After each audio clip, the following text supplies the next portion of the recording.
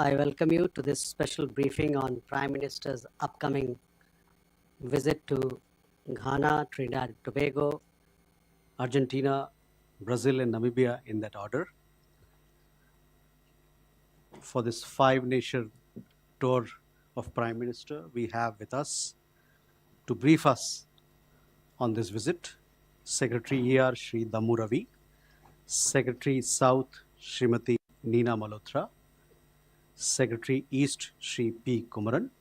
As also, we have joined by additional secretaries and joint secretaries who are in charge of these countries and regions.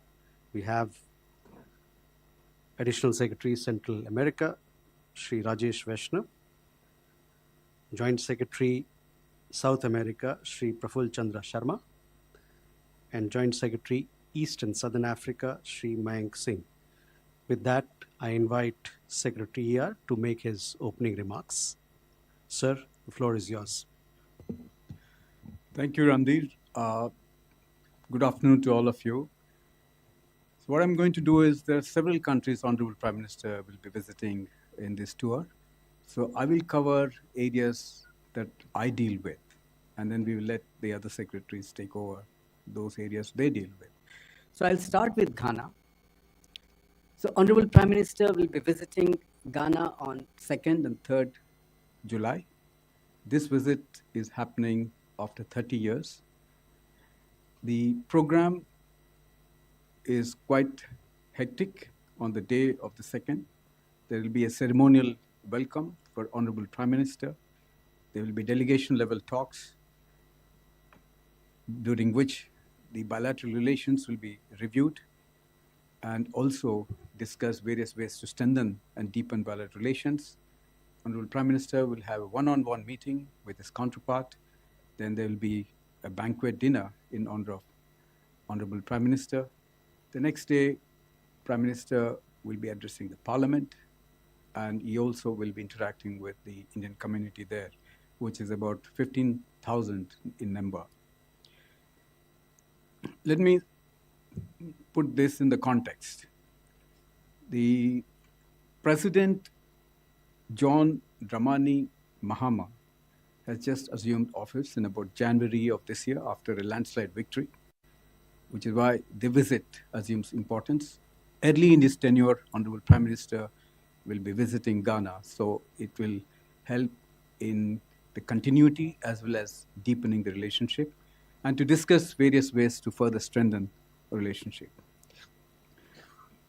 President Mahama is no stranger. He has been to India in the past, particularly for the India-Africa Forum Summit in 2015, and there have been various occasions that two leaders had met in the past as well. India's relations with Ghana are historical. In the 7 decades of a relationship, it has evolved to multifaceted. We took up the cause of Ghana in the UN much before it won independence in 1957. And we have maintained close relationship in the multilateral fora on various issues that are important for the global south. Both the countries will work towards boosting the economic cooperation, and this is very important to note that Ghana is undergoing a deep economic restructuring. Especially, it has undergone the IMF conditionalities almost 17 times. So the economic agenda will dominate the talks. You know, the bilateral trade between India and Ghana is about $3 billion in favor of Ghana because of the large imports of gold. Our investments in Ghana are about $2 billion, both private sector-wise, which is about $1 billion, and the second half, we have lines of credit and the buyer's credit activities and projects have been undertaken. We have very strong cooperation in the capacity building under ITEC, and that is continuing to be stronger and deepened. During the visit, there will be few focus items, will be agriculture, where the Ghanaian leader, the president, is keen to engage with India. He is also keen on the vaccine development, creating a vaccine hub in Ghana for not just Ghana, but also the West Africa context. Defense cooperation will become an important item on the agenda, and the critical minerals and the digital public infrastructure. Few MOUs, Memorandum of Understandings, are likely to be concluded, but we still do not have clarity as to which of those, but our understanding is that negotiations are still ongoing in Ghana with our team. We have most probably in the Joint Commission, which will be renewed, traditional medicine in Ayurveda, the CEP, Cultural Exchange Program, renewed, and standards. But we will get details closer to the visit when it is being fine-tuned. Thereafter, I'm going to jump now to the last leg of Honorable Prime Minister's visit to Namibia, because that is another country that I deal with. Honorable Prime Minister will visit Namibia on 9th July, and this visit is also important. It's coming after 27 years, and the current president, who is Netumbo Nandi Ndaitwah, has assumed office in March this year, which is why the visit happening so early in our tenure is very useful to renew the relationship, at the same time deepen our economic engagement with Namibia. The program will have a ceremonial welcome. Honorable Prime Minister will pay homage to Dr. Sam Najuma. There will be delegation-level talks, one-on-one discussions, and he will also address the Parliament. The substance of the relationship is, again, as you know, that India and Namibia have been a very strong relationship for a very long time. The historical context, the independence struggle. We recognized Namibia long before it got independence. We took up its cause in the UNGA in 1946, and also allowed to set up a diplomatic mission in India in 1986, even before it got independence in 1990. The bilateral relations are very wide-ranging. Let me focus on the trade here. It is 600 million, marginally in favor of India. Our investments are about 800 million, mostly in mineral resources like zinc and diamond processing. You all are aware that India had taken a few cheetahs from Namibia and relocated to Kuno National Park. That phase had very successfully been implemented. In the development cooperation area, the capacity building, defense cooperation, defense training of the personnel of Namibia, the Center for Excellence of the Information Technology that we have set it up. Then, most importantly, what's going to happen during the visit is the unified payment interoperability. The technology agreement being signed have already been entered between the Central Bank of Namibia and the NPCI. So this will take forward, and that we believe is a very important development in our relationship. Namibia is a very resource-rich country. It has natural resources of uranium, copper, cobalt, rare earths in large numbers, lithium, graphite, tantalum, and all of these are of interest to us. In the recent times, Namibia has also discovered new oil fields. There again going to be a broad understanding on the partnership in hydrocarbons. Namibia is also keen to engage with us in agriculture and pharma, and we will be exploring India's low-cost solutions like the DPI, Jan Aushadhi, traditional medicine, Ayurveda. You have to understand in a broader context how important is partnering Africa. We have done the India-Africa Forum Summit 3 in 2015. We will be very soon doing the India-Africa Forum Summit 4.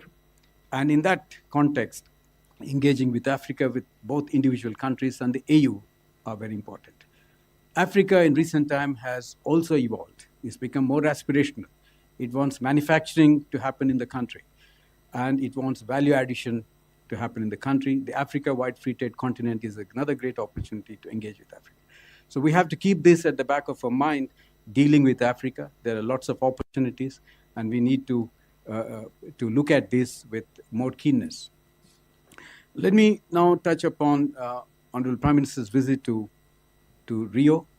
The 17th BRICS Summit is taking place on 6th and 7th. Honorable Prime Minister will arrive on the 5th evening, but the main program is on the 6th. As you know, the format is very clear. There are full members, which are 10. There are about 12 partner countries.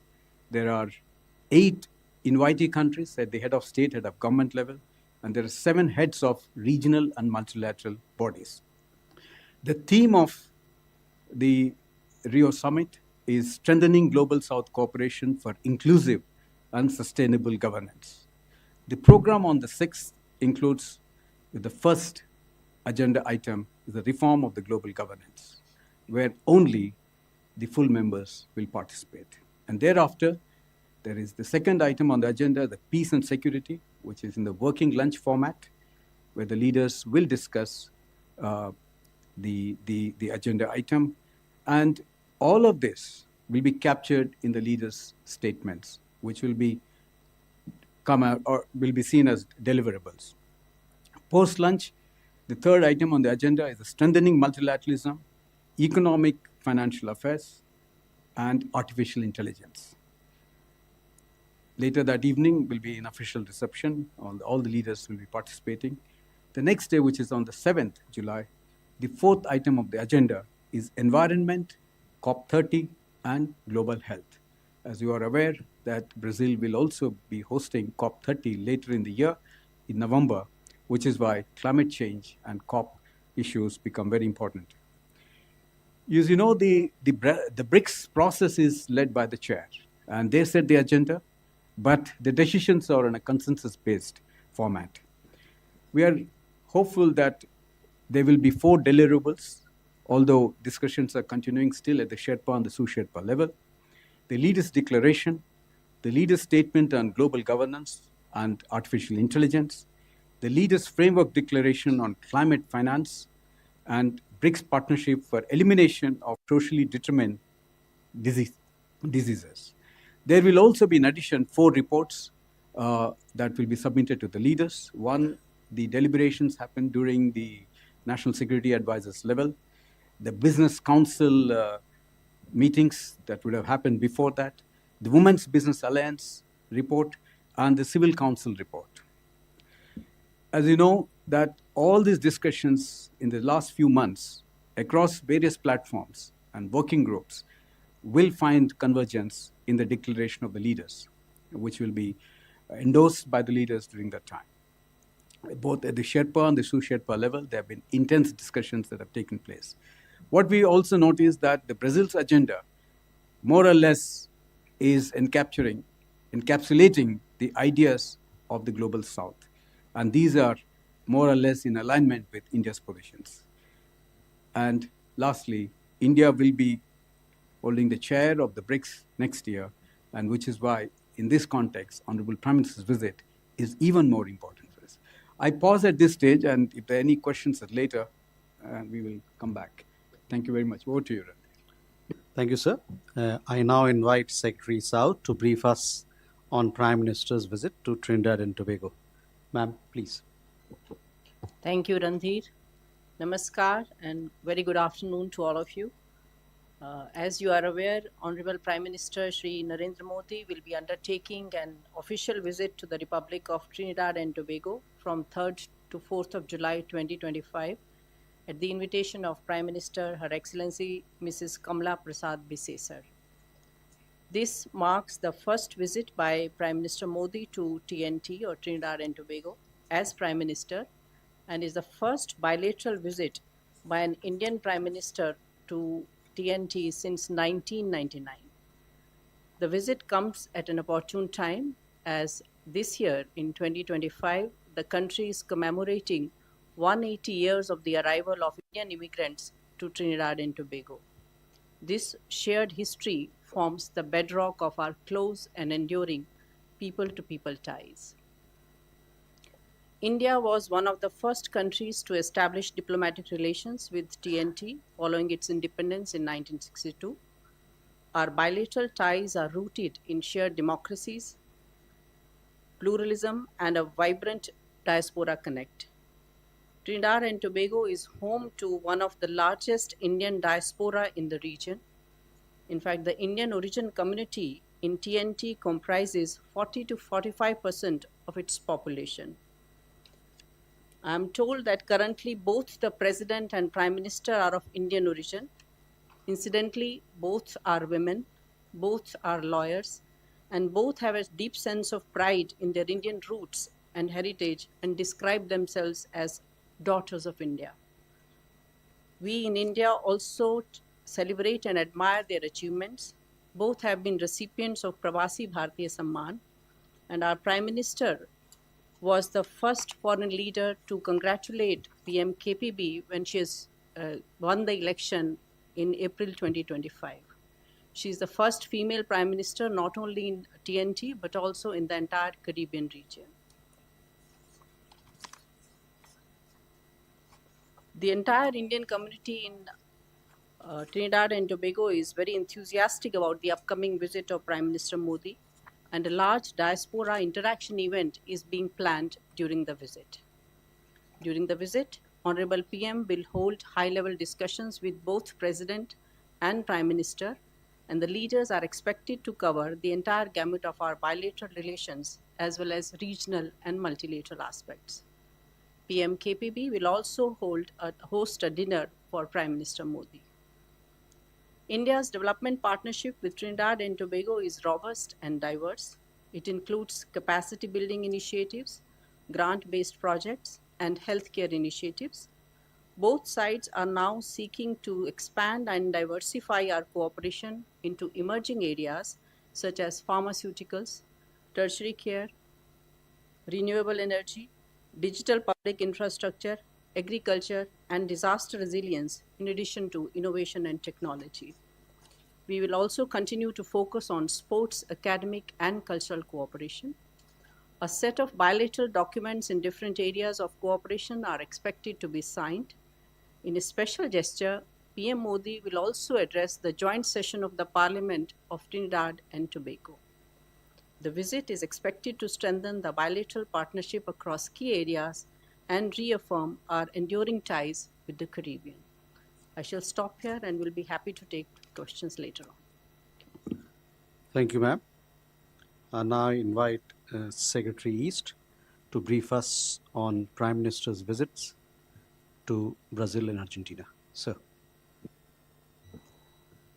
Thank you, Randhir. Thank you and good afternoon, dear friends. Secretary Yar just mentioned about the BRICS portion of the visit to Brazil. I will try and add on to that by talking about the bilateral segment of the visit, which will be on, I'll start with Brazil, which will be on 8th of July. 6th and 7th will be the Rio segment for the BRICS summit.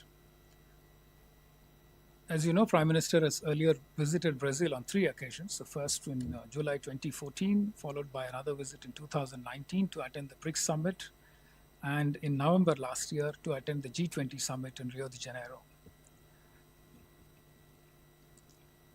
During the state visit to Brasilia, Prime Minister is scheduled to hold bilateral talks with President Lula. The program basically includes a ceremonial welcome on arrival, followed by a restricted meeting and a delegation level format talks, culminating with a lunch hosted by President Lula for Prime Minister Modi.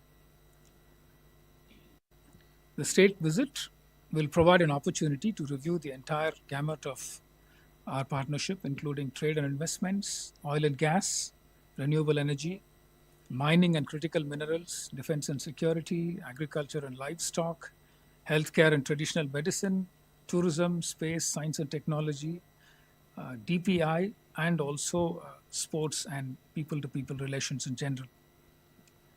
Both leaders will also be discussing during their talks global issues of mutual interest. The visit will be a significant milestone in the India-Brazil strategic partnership and is envisaged to add renewed momentum to the strategic partnership which we agreed to in 2006. On the trade front, India's trade with Brazil is the largest compared to any other country in Latin America. It had reached 16.6 billion in 2022-23, and following the drop in oil and gas prices, it is now around 12.2 billion, with India enjoying a trade surplus as we export goods worth $6.7 billion to Brazil and import goods worth $5.4 billion. Both leaders have set a bilateral trade target of 20 billion during their last meeting in November 2024. During their forthcoming meeting in Brasilia, the two leaders are expected to discuss ways to strengthen and diversify bilateral trade, including through expansion of the India-Mercosur PTA, as Brazil will be holding the chairship of Mercosur from 1st July 2025. India and Brazil are strong proponents of Global South cooperation. We also collaborate closely across all global platforms, of which we both are members, including BRICS, G20, IBSA, and of course the United Nations. We also collaborate closely as members of G4, seeking comprehensive reform of the UN Security Council. We are looking at a few important bilateral MOUs and agreements, especially in renewable energy, agricultural research, and security cooperation. We'll give you more details during the course of the visit. Let me quickly move to the Argentina part. Prime Minister Shri Narendra Modi is visiting Argentina on 4th and 5th July on an official visit. PM has traveled earlier to Argentina for a G20 meeting in 2018, but this will be the first bilateral visit by an Indian PM in the last 57 years and is therefore historic. As part of the program, the Prime Minister starts by paying respects at the statue of General Jose de San Martin, Argentina's revered freedom fighter and national hero. The Prime Minister will be accorded a ceremonial welcome. He'll have delegation level talks, and it will be followed by a lunch hosted by President Milei for the PM. As you're all aware, Argentina is a strategic partner of India since 2019, and the two countries celebrated 75 years of diplomatic relations last year. The Prime Minister's visit to Argentina comes at a particularly significant time as Argentina is undertaking major economic reforms, somewhat similar to those India went through in the past. Both leaders will, of course, discuss subjects of economic and trade interest to further strengthen bilateral relations. India's advancements in defense manufacturing, in space sector, in new areas such as information technology and DPI can offer valuable expertise, and we can share experiences with Argentina. Our expertise in telemedicine and digital healthcare solutions are also on offer for Argentinians to medical services and improving overall quality and cost-effective healthcare delivery. Argentina holds the world's second largest shale gas reserves and the fourth largest shale oil reserves, along with, of course, substantial conventional oil and gas deposits, making it a potentially important energy partner for India in the future. Argentina's rich reserves of critical minerals such as lithium, copper, and other rare earth elements complement India's growing need for secure and sustainable supplies to these elements for its clean energy transition and industrial growth. India's public sector car bill has already won a few concessions in Argentina since 2024. Our leaders will be discussing more on this subject. The visit is expected to further strengthen the strategic partnership and open new avenues of cooperation. These include trade and investment, health and pharmaceuticals, defense and security, infrastructure, mining and mineral resources, agriculture and food security, green energy, ICT, digital innovation, disaster management, S&T, education, and people-to-people linkages. Thank you, and I look forward to answering any questions you might have. Thank you, sir. We now open the floor for questions. We'll take a bunch of questions together. So we'll start here. Yeshi? This is Yeshi Seli from Business India. I have two questions. Two of the five founding members of BRICS, their leaders are not likely to attend. President Putin of Russia and President Xi Jinping of China. Is that going to impact the joint declaration? And secondly, you're talking about UPI being introduced in Ghana, if I've heard correctly. How effective have the other UPIs been, with the countries that we've launched them in? Because especially in the neighborhood, they don't seem to be working. Siddhant? Hi, sir. Siddhant from Vion. So, how many bilaterals PM is expected to have on the sidelines of the summit in Brazil?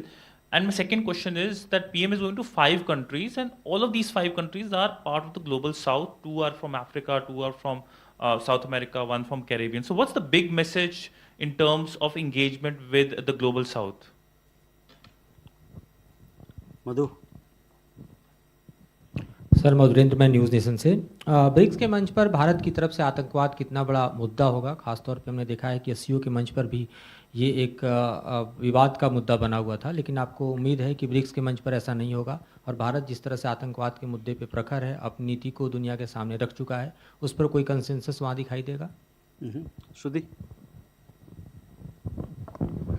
Sir, Shruti Ranjan from Bloomberg, sir. On the Brazil BRICS visit, sir, if you could elaborate on the 4 outcomes that we are expecting. Is there anything trade-wise or currency-wise that a discussion is possible there? More local currency trade or some on those sorts. And sir, both to you and to Secretary Kamran. So is there anything broad outline that you can give us on the critical minerals? What are the kind of agreements or understanding that we are looking for from these countries that we visit? Suhasini? Suhasini Haider from The Hindu. Just to pick up on Madhurendra's question as well, are you expecting to see a specific mention of the Pahalgam terror attacks in the BRICS leader statement at the end? The second question is, we saw that India disassociated itself from the SCO statement on Iran. It hasn't, however, disassociated itself from the BRICS statement on the Iran-Israel conflict recently. And I was just wondering if there was a reason why for the decision of one, not the other. Thank you. Okay. So we can take these questions and then come back for more.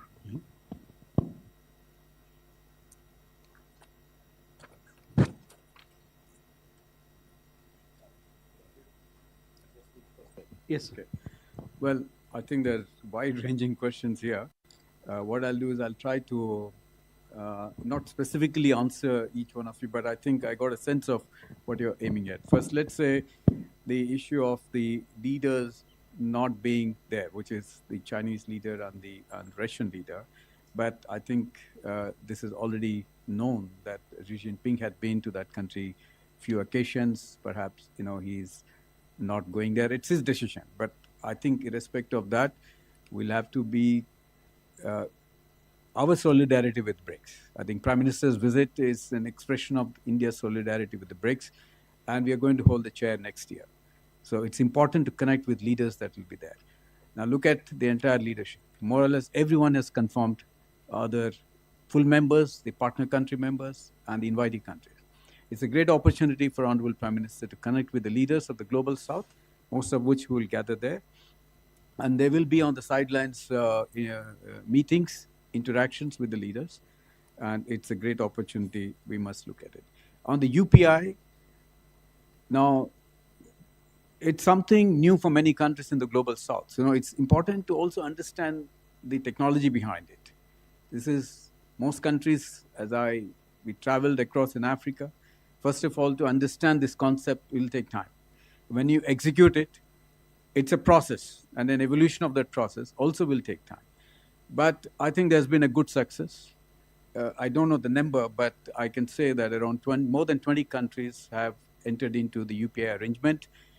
But to get the mechanism operational, it will take time. It will also mean that capacity building on both sides, the ability of this country to absorb the technology and to use it. I think this is a process. We should have some patience when it finally be able to be effective. In the meetings on Siddhant has asked about how many meetings in the global south and 5 countries. Yes, I think it's a great opportunity. All the countries that Honorable Prime Minister is visiting are members of the global south in some way or the other. And it's again a reiteration of the solidarity, where the more meetings with the global south is better. Now, there is something which both sides should be able to learn from each other. One of those issues on the global south not getting adequate attention in the multilateral fora, reform of the multilateral system. These are all very important. Climate change, climate finance, artificial intelligence, the elements related to it, the ethical use of AIs, again, India's low-cost solutions, which is the digital public infrastructure. These are all very important. One need to engage with each other to have convergence and consensus, and also adapt those solutions that are useful for countries in the global south. Now, terrorism, I don't deal with SCO at this point of time, but I think let me focus myself just on BRICS. There is no contradiction in the way the members have come out with their understanding and their sympathy and their solidarity with India and Pahalgam. I think this has been very well captured in the declaration, and all the members are very sensitive to this matter. And there is also a broader understanding of how to deal with this menace of terrorism, and there should be no one be spared in dealing with it. I think that is very well captured, and I don't have to go into details. I think when you get the declaration out, you will see the language is much to your satisfaction there. In terms of currency, local currency and trade, let me tell you that countries in the global south are also looking for alternatives. Again, it's not a de-dollarization issue. The countries are also doing trade settlement in national currency. This has been going on for quite some time. But what's happening in the BRICS is precisely that. We are trying to bring in some understanding of how important it is to have alternative mechanisms in being able to do trading in the national currencies, and also to be able to do projects in the national currencies. Now, this is again a process. Countries will have to understand the mechanisms and how to do it. It's also not just the countries and the central banks, but also businesses have to plug in to this idea. So that's a process, and we are confident it will find traction more and more in the days to come. In terms of critical minerals, again, the new technologies of the 21st century, all of them depend on critical minerals. And we have to be aware of the fact that these technologies of the 21st century, critical minerals, are very, very important. We have to find way to get bilateral understanding mechanisms to be able to capture that. And just not in the context of bilaterally, but also in terms of partner countries, partnering with many countries to be harnessing critical minerals, both in terms of the processes and acquiring these minerals around the world. But I think, Secretary East has already mentioned that we have achieved good progress in Argentina. And Africa is full of those minerals. And we believe that, we have to be much more focused in being able to tap that resource in Africa. And I think Kabil and National Mineral Development Corporation, they're very much actively looking at opportunities in Africa. And I think in this context, Honorable Prime Minister's visit to both Ghana and Namibia become very important. These are areas where we believe there's a lot of opportunity, and we will be looking at it very closely. On the leader's statement on Pahalgam, I've already touched about it. Now, Iran, this is a development that had happened very recently, where there again, all the leaders at the Sherpa and the Shu Sherpa level were able to find convergence, and that language has been acceptable to all the members. What happened in SCO, I'm not able to tell at this point of time, but I think in terms of the developments, the geopolitical tensions in West Asia, that language is much to the satisfaction of all members. at this point of time. Thank you. So would like to add something? Let me also try and supplement something to what Secretary ER said on critical minerals, particularly. Argentina is a part of the lithium triangle, which comprises Argentina, Chile, and Bolivia. We are talking to all three of them. We are also talking to Peru and Bolivia to try and acquire mining concessions that hold lithium, molybdenum, and other critical minerals that are useful for our green transition and for advanced manufacturing. Between Kabul and Coal India Limited, they have picked up 4 concessions in Argentina. Negotiations are ongoing. This is in Catamarca province of Argentina. There is an Argentinian PSU, provincial PSU called Camien, with whom they are working, partnering to develop these sites and to pick up lithium from there, refine it, and then bring it into India for our purposes. In addition, there is also private sector interest in rare earth minerals in Argentina. Greenco of India and another Indian-owned company based in UAE called World Metal Alloys. They're also interested in investing in Argentina. They've also picked up one concession. And there is, from what we have very, very recently, there are other Indian companies also interested in picking up stakes in lithium mining companies and refining companies in Argentina. We hope to be able to share more details whenever they are available with us. One short point on what Secretary ER said about UPI launches in other countries. In fact, UPI launches, we have been taking it at 2 levels. One is sharing the UPI model itself as it is with other countries. The other is to try and connect existing systems there with our UPI system through cross-border linkages. We've done that with Singapore. We're looking at Thailand, Philippines. We've also done that with France. I can tell you that with Singapore, it is working extremely well. I've tried it myself. And the challenge with launching UPI in other countries is that there are a lot of associated challenges that come with just the source code. It's not a box that we give to other countries and it starts working the next day. There are regulatory capacity building requirements. There are legal adjustments that need to be done. All that needs capacity building and training people to pick up and run once the software is in place.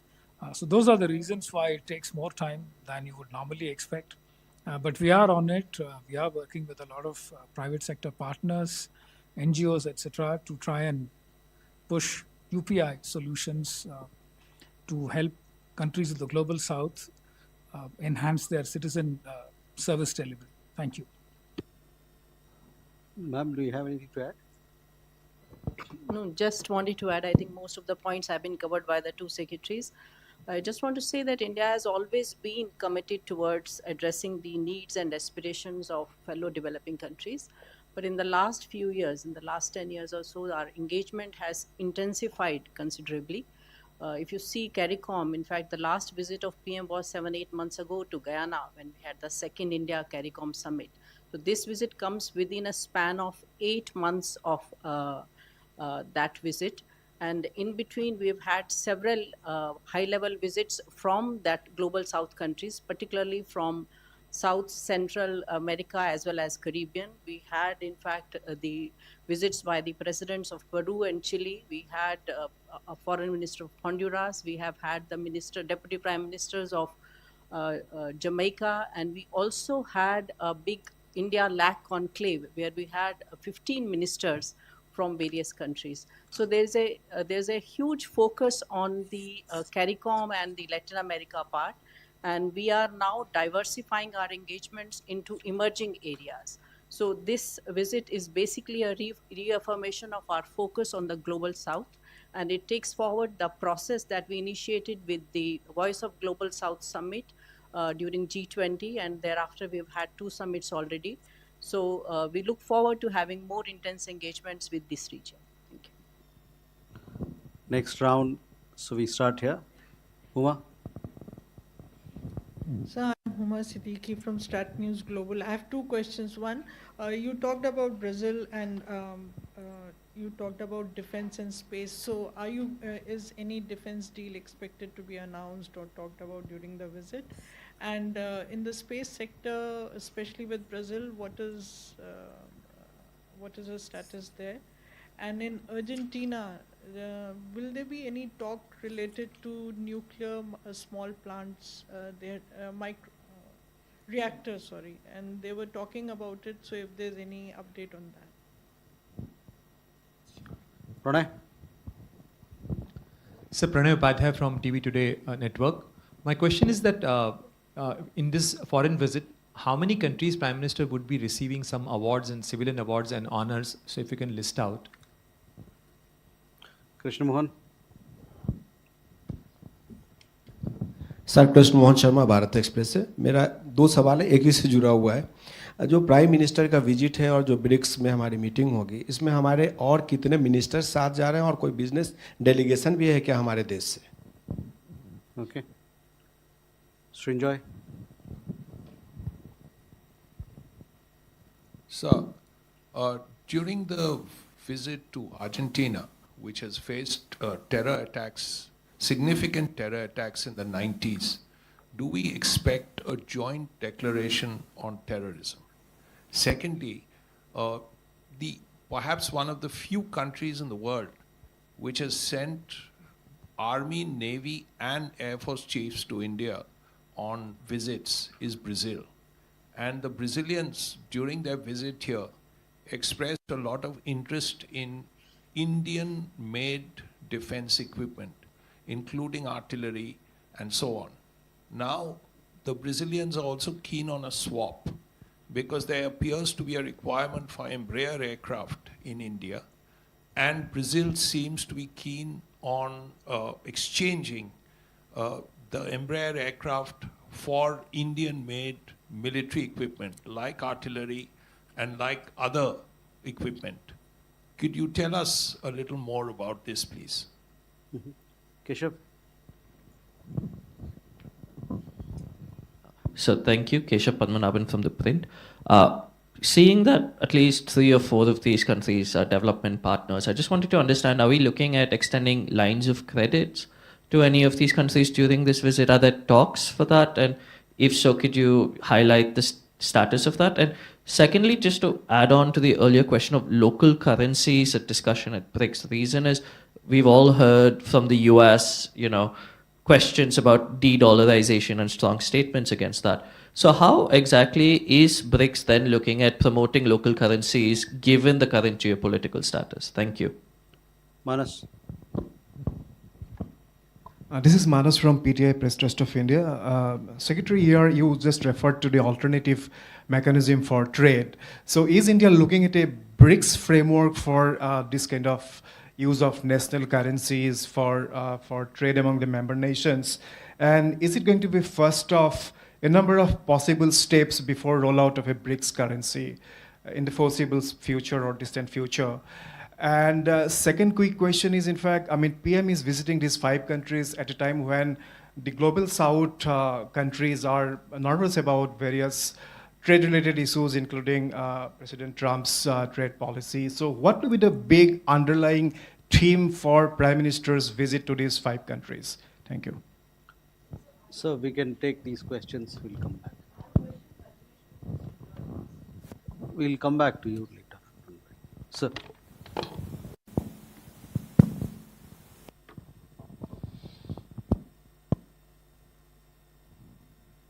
Okay. Let me restrict myself to only BRICS, because bilaterally there are other issues which 2 secretaries may answer. See, in terms of the awards, I have no clarity at this point of time, but I think, Honorable Prime Minister is a global leader and a statesman, so any country will naturally wanting to honor him. So at this stage, I have no clarity in that. So we leave it at that when the visit actually happens. In terms of BRICS delegation, कोई ministers जा रहे हैं prime minister के साथ, वो तो ये सवाल तो हम नहीं बोल सकते अभी तक, लेकिन ऑलरेडी मिनिस्टीरियल लेवल का जो वर्किंग ग्रुप लेवल और मिनिस्टीरियल लेवल का जो मीटिंग हो चुका है इन द ब्रिक्स फॉर्मेट में, बिजनेस काउंसिल, बिजनेस डेलीगेशन, उनका जो मीटिंग्स है 4th and 5th को होगा. उसके बाद जो उनका जो डेलिब्रेशंस है वो सारे डिक्लेरेशन में आएगा. एक मौका भी मिलेगा उनको प्राइवेट लीडर्स के साथ मिलने को on the 6th. Otherwise, there are about 150 deliberations happening in the BRICS context. So many of the tracks have covered ministerial dialogues, interactions, and the business interactions have already been adequately covered. So all of this will feed into the leaders' declaration. In terms of LOCs, whether there are new LOCs being offered, now the lines of credit, India, as you know, has extended to the countries in the global south quite enormously. Now, our exposure to Africa itself, over 12 billion, there are ongoing projects and concluded successfully many projects. The overall commitment of India is about $32 billion, both for the neighboring countries, Africa, and the global south. And a lot of it has been successfully concluded. And many countries who received the lines of credit are grateful to us for the way these have helped them also in their own development agenda. There are no requests at this point of time, but definitely countries both in the context of Ghana and Namibia, they are keen to engage with India in their own value-added manufacturing units. Now, how that will translate into, we will have to get into details when we sit on specific issues. Whether it will be LOC, it will be a grant, or it will be just a concessional loan. Now, that clarity will evolve as a follow-up to Honorable Prime Minister's visit, so we'll have to wait what shape it will take. The local currency, I think a lot has already been covered, but let me be very clear in what I want to focus here. This is a track which is dealt with by the Department of Economic Affairs. So they take a lead and they take a decision as to how far we can engage collectively in the BRICS. But what is important for us to note is that many countries are already doing it. Whether in the BRICS context or bilateral context, countries are doing it. And why this is happening? And we have to understand that the geopolitical context, there is an economic angle. South become more vulnerable when there are problems elsewhere in the world as well. So which is why the alternative formats and the methods that countries in the global south want to use is very natural. For example, trade settlement in rupee. We have tried with many countries and that effort is ongoing. Many countries in the BRICS are also doing it. But the idea of whether the national currencies is negating dollar utilization in the world, I don't think that we have to get into the debate of dollar versus national currency. Dollar will continue to exist in the global trade. It's the most dominant currency. I don't think there's a competition there. It's just that countries will look for alternatives and we have to appreciate their effort in the direction. So Trump's trade policy, I don't want to get into it because that's completely a different area which will require a large session to come to some kind of understanding or no understanding at the end of it. So, but the underpinnings of the Honorable Prime Minister's visit, it's an excellent opportunity to reiterate our solidarity, our commitment to the Global South, issues of the Global South that require a greater understanding and deliberations at the international level, global level. This is, I think, is an opportunity. In all the countries that he will visit, there will be reiteration of the Global South issues and the need for reform of the multilateral institutions, the climate change issues, and low-cost solutions that India has successfully introduced in our own country and how these can be replicated elsewhere. I'll pause at this point of time. Thank you. Sir. Thank you. I think I had two questions. One about the joint declaration on counterterrorism, if any, with Argentina. Where as of now, there is no joint declaration planned with Argentina. Argentina has supported us very strongly on counterterrorism initiatives in all forums where we are both members and also in the UN. they've also issued a very strong statement supporting us on the Pahalgam terror attack. So we are fairly clear about where Argentina stands as far as our cooperation on counterterrorism is concerned. I think Ms. Huma's question about defense and nuclear cooperation with Brazil. Yes, there is going to be discussions on defense cooperation and enhancing it with Brazil. We are looking at avenues for joint research, technology sharing, and training exchanges. We're still talking about what kind of cooperation is possible, what kind of defense platforms we can sell to Brazil, but there is still not much progress made. But broadly, we have a few areas that seem to be of interest to the Brazilian side. They are interested in secure communication systems on the battlefield. They are also interested in offshore patrol vessels, OPVs. Brazil has Scorpion submarines. They are interested in partnering with us in maintaining those submarines. They also seem to be interested in the Akash air defense system and in coastal surveillance systems, Garuda artillery guns, and so on. They're also interested in manufacturing defense industry joint ventures with us. Joint R&D, of course, and co-development of systems. Somebody had mentioned the Embraer platform. Yes, we do use the Embraer platform to develop reconnaissance systems, etc. on top of that. So there is a lot of potential for us to work with Brazil, given their strength in the Embraer and in the aircraft industry in general. On nuclear cooperation, yes, there is interest. Both countries want to move away towards greener sources of energy, and therefore there is scope for partnership there. We also work together on biofuels. But on the specific issue of SMR, small modular reactors, I don't have anything. Both of us are looking to partner with other countries, in fact, to try and get SMR technology. So hopefully we'll have something to share with you by the time the visit ends. Thank you. Ma'am.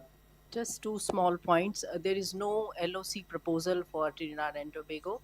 I may add that, many of the Caribbean countries, including TNT, they have become high-income economies. So per capita income of TNT is roughly $19,000. So according to our rules, LOC conditions may not be very attractive to them. So, but in the past, we have granted LOCs to some of the Caribbean countries. Regarding Global South, the big message, as Secretary R has already mentioned, that India has always championed the cause of human-centric development of fellow developing countries, and Trinidad and Tobago is a very important player in CARICOM as well as in SIDS, Small Island Developing States, which form a collective authoritative voice on climate change issues. There's also an increasing convergence of reform of global financial architecture as well as global reform institutions. And I think all the countries appreciate the fact, all the CARICOM countries as well as countries of the Global South appreciate the fact that India has increased the focus on needs and priorities of the Global South.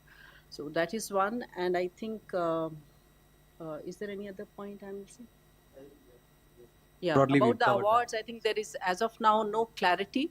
But as Secretary said, that our Prime Minister is a global leader, and in recognition of his achievements and his contribution towards advancement of causes of Global South, he has in the past been awarded in the Caribbean region. In fact, last year when he went to Guyana, he was given the award. Even countries such as Barbados and Dominica also have conferred their orders, national orders on him. Thank you. So we'll take one last round. We have Manish, Rishikesh, Akhilesh and Yeshi. With those four, we'll finish the round. Manish.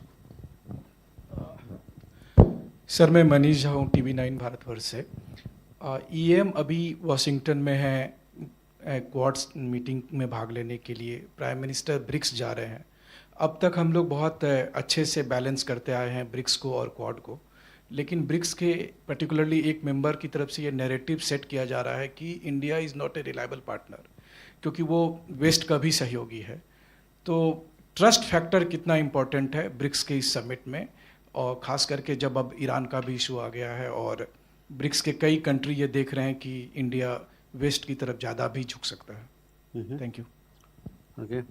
Rishikesh? Sir, Rishikesh from PTI. So in April this year, BRICS foreign ministers have failed to reach consensus on a joint statement. So what steps have been taken to resolve these differences? And now, because terrorism is also becoming an issue, so are you hopeful of getting issuing this joint statement? Okay. Akhilesh आपको सवाल है? So I am Akhilesh Suman from Doordarshan. Actually, this BRICS summit is taking place at a time when there are so many conflicts in the world, and it includes some of the BRICS members. So do you think that BRICS can establish a dialogue mechanism so that these issues can be addressed by the BRICS members? Because Americans and Europeans are already intervening. Do you have any plans for that? Sridhar? So Sridhar here from the Asianet and Technical Chronicle. Just wanted to know, out of the 5 countries, in 3 countries, the Prime Minister would be addressing the Parliament of those countries. Is it just a recognition of the historical relationship that we have had with the Caribbean and Africa, or is there a larger objective? And also the BRICS, are we, we had a very long campaign ahead building up to our chairmanship of the G20. So the BRICS now being almost seen as a rival to the G7 and comprising 10 members already, are we also looking at sort of a repeat of that process so far as leadership of Global South is concerned? Thank you. Okay. Yeshi, you had a follow-up question? This was on Embraer aircraft. Embraer is already in talks with Indigo and Air India. Is there likely to be some kind of formalization of contract? Because these airlines, especially Air India, is very challenged because they don't have a fleet. So can we expect something during the course of the summit or on the sideline? Last question, Amiti. Hi, sir. Amiti from Hindu Business Line. So recently we have seen a very fast expansion in BRICS membership, and there are lots of countries who are already in line, and there are talks of three or four who are there upfront. So what is the pace and the ultimate size of expansion that India would be looking at and would be comfortable with? Sir. I get a whole set of questions on BRICS, but again, as I said, I'll try and merge them and try and give us some overview. No, first of all, on the statement, I'll take the statement here. So the joint declaration, the leaders' declaration, has been in the making for quite some time. Negotiations have been taking place at the Sherpa and the Shu Sherpa level for almost now 6 months. And all the deliberations at the ministerial level, working group level have got into it. We're very confident that we'll be able to have a declaration. And that's India's constructive role. And all the members understand that it's important to have the leaders' declaration, because that's also success of not just the host, but all the BRICS members also need to reflect that sentiment. So keeping that in view, we are confident we will have a declaration. The question about EM's visit to Washington, Quad, and India being perceived very differently closer to West, but I think these are perceptions. Perceptions of individuals and people will differ. India is a country that can play a meaningful and constructive role in every group, BRICS, G20, Quad, everywhere. And I think that is important for us to understand, because we are an important nation on the global stage. And what we say and how do we articulate our views are very important in defining the outcomes. So I see it's a complementary. We can take up the issues of Global South in every forum and ensure that we are able to have a constructive outcomes, keeping that in mind. So I don't see a competition here. And I see this also both in the context of G7. One of the questions that came, G7, G20 versus BRICS. It's not a competition. In my view, there is a more of India can play an important balancing role in all the forums to ensure that the issues of the Global South, the ideas that we would like to present in all these forums are able to find traction. So I'll keep that brief on the how BRICS and other forums are. Conflicts in the world, yes, it is serious times we all are facing. The world is facing. And when there are conflicts, the geopolitical conflicts and tensions, the countries of the global south are the most affected. They become more vulnerable, which is why it's important for us to have this kind of discussions, come back to the table with those items and to find common understanding of how to solve them. So the issue of the BRICS expansion, which Amity has asked about, whether we are satisfied with this, I think you will have to see that the BRICS expansion is a very natural way it has happened. 2010, 9, when South Africa came in, there was a long gap after that for the new member countries wanting to come in. So then the expansion happened 2023, but that decision, there's a background to it. There were aspirations of many countries wanting to join BRICS, and it had evolved very naturally. Today, we are at full member countries at 10, but they're aspirational countries. The partner countries, another 12, but there are more countries lined up to become members. We don't know where this process will stop. I don't think, we will be comfortable or not comfortable is not the issue, because the decisions in the BRICS are consensus-based. But what is important for us is also to see that the consolidation takes place first within the BRICS, after the expansion, before you can talk about further expansion. I think that one is aware of. Most members at this point of time think that let us work towards institutional consolidation and strengthening before you talk about further expansion.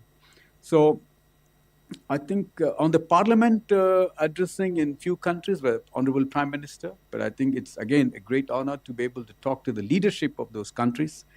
And when Honorable Prime Minister is talking, he's talking not just the bilateral context, but also is putting the relationship in a broader perspective. And I think it's a great opportunity to be able to talk with the members of parliament in every country that he goes. In the case of Ghana, there is an opportunity there, and Namibia also there is one. Other secretaries will mention if there are others. So I'll pause here and let others speak. Thank you. Sir? Thank you. Just as a matter of fact, there is no speaking opportunity for the Honorable Prime Minister at the parliaments in either Argentina or Brazil. There was also one question from you on civil aviation cooperation opportunities on Embraer platforms.